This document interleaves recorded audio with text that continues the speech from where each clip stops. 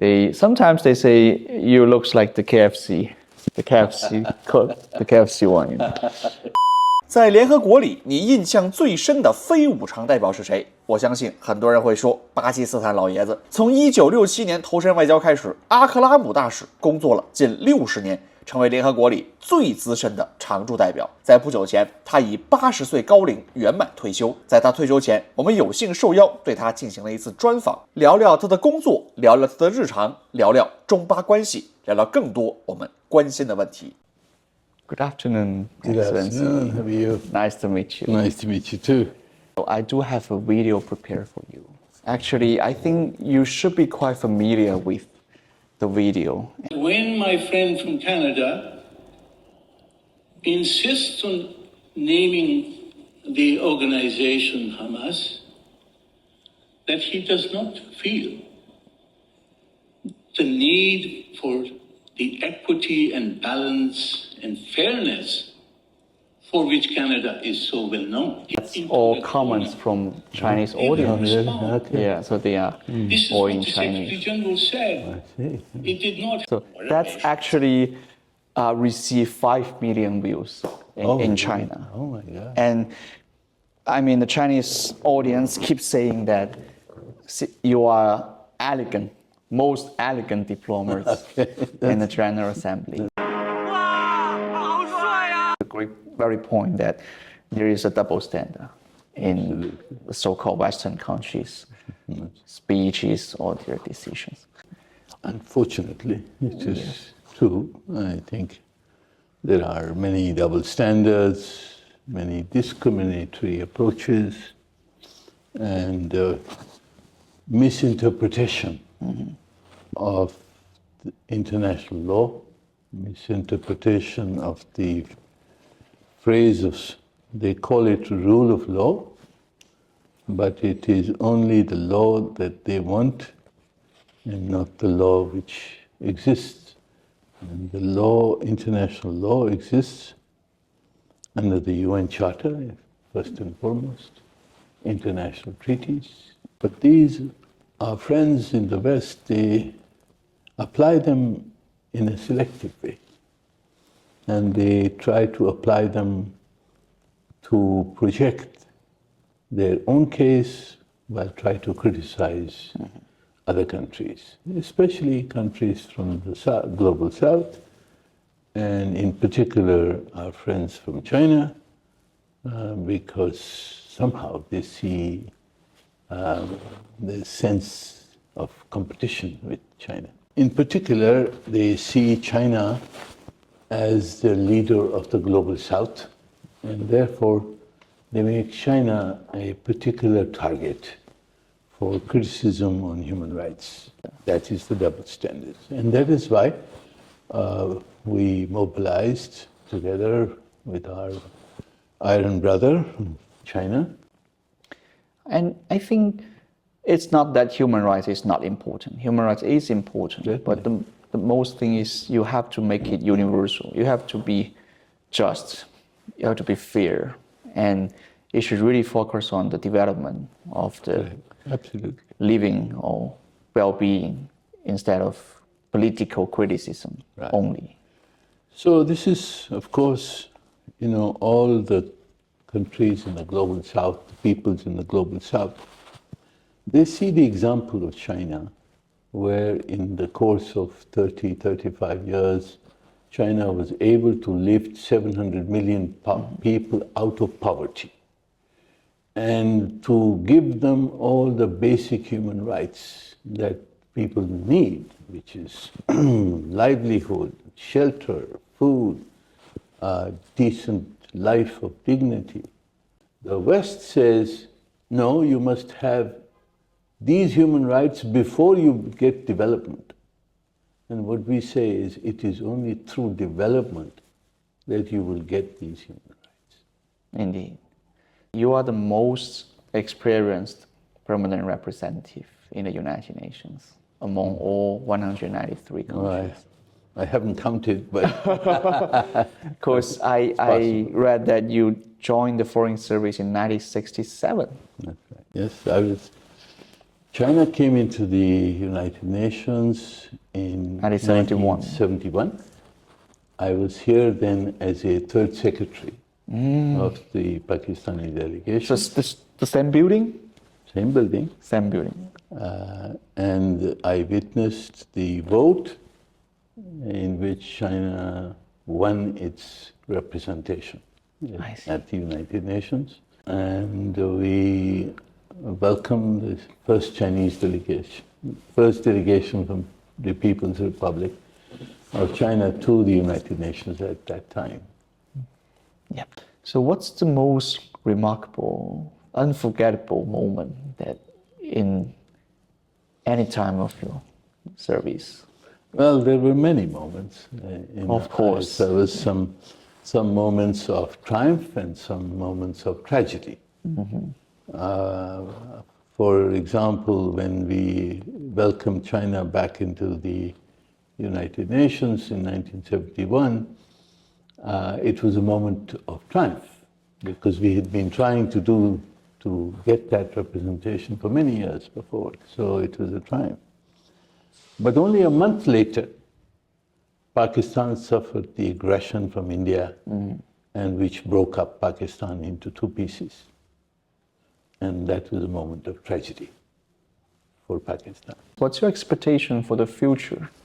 Well, I think we have to focus on economic and social development. I think that is the first priority for the Global South. And it is, we have a great example, which is the example of China in front of us. If the Global South acts together, if they stay united, and do not allow some former colonial powers to divide us, if we can have an equitable global economic system, I think we can achieve the objectives and the prosperity which China has achieved in so short a time. And we can together build a world which is much more equal and in which there is no poverty. I see. You mentioned many times China, but of course we are from China. But how do you evaluate the relationship between Pakistan and China? Well, I have a historical perspective on China-Pakistan relations. Ever since we established our bilateral diplomatic relations, we've had a relationship of complete trust. And that is the most important element of our relationship. China has never let Pakistan down, and Pakistan has never let China down. And that is the basis on which we have this bilateral relationship, which we now, of course, call Iron Brothers. But this is the nature of the relationship. Because we have many friends. We were friends with the Americans. We were friends with other countries. But this is the only country with which there is complete trust. Complete trust from the top to the bottom, to the lowest level, the common man in Pakistan, in any small town, village. If you ask about China, they would say, this is our best friend. So let's come back to General Assembly or something, because you are actually famous in China. I would say maybe Chinese audience don't know every phase of the Security Council, like the E10 member, but they know you. That's nice. Sometimes they say you looks like the KFC, the KFC one. It's okay. So when you come up to make a speech, they say, oh, KFC one comes, and they say, oh, that's the most elegant representative in General Assembly. So they like you really much. Thank you. But we only can see you speaking in General Assembly. We really can see what you are doing. So, for example, how you make your entertainment. Do you play sports or do you read? Or? Well, you know, my entertainment, of course, is both family and social life. I have many friends, but my pastime is work. I've always worked hard, and I still continue to do so, even despite my age. So you work on weekend?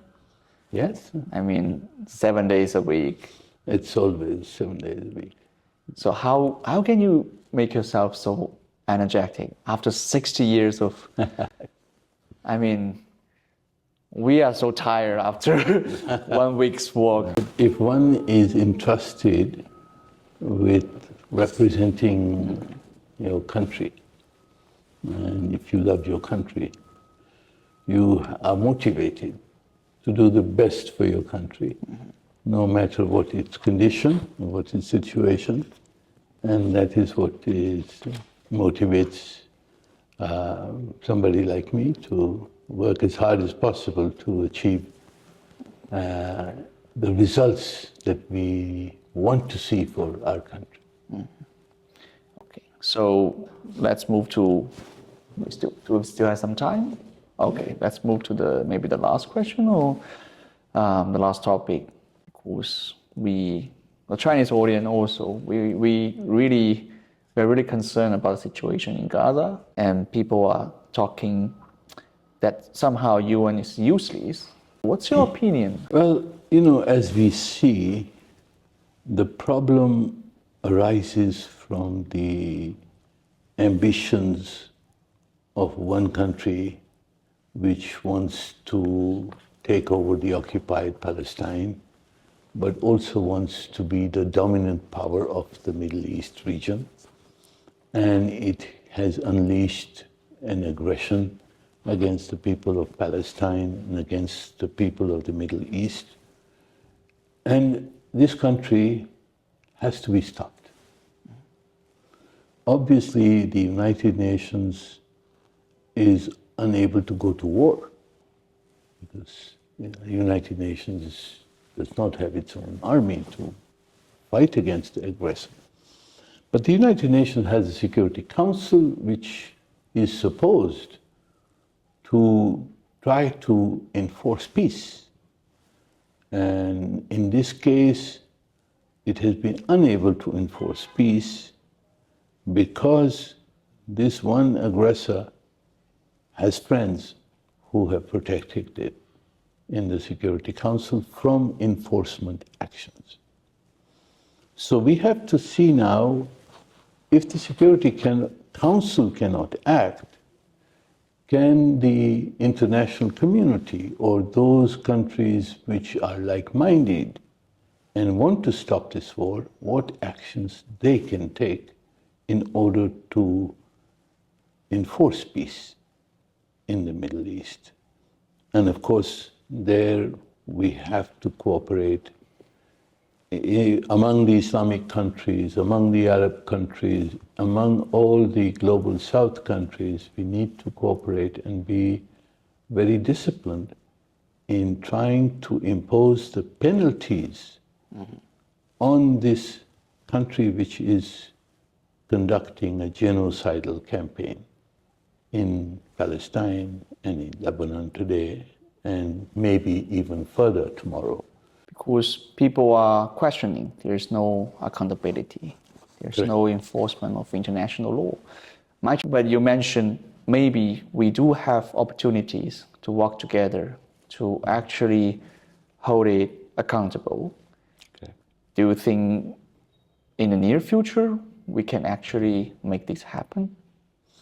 I believe that the Israeli aggression is so blatant and so unjust and so violent that it will produce a reaction in the global community.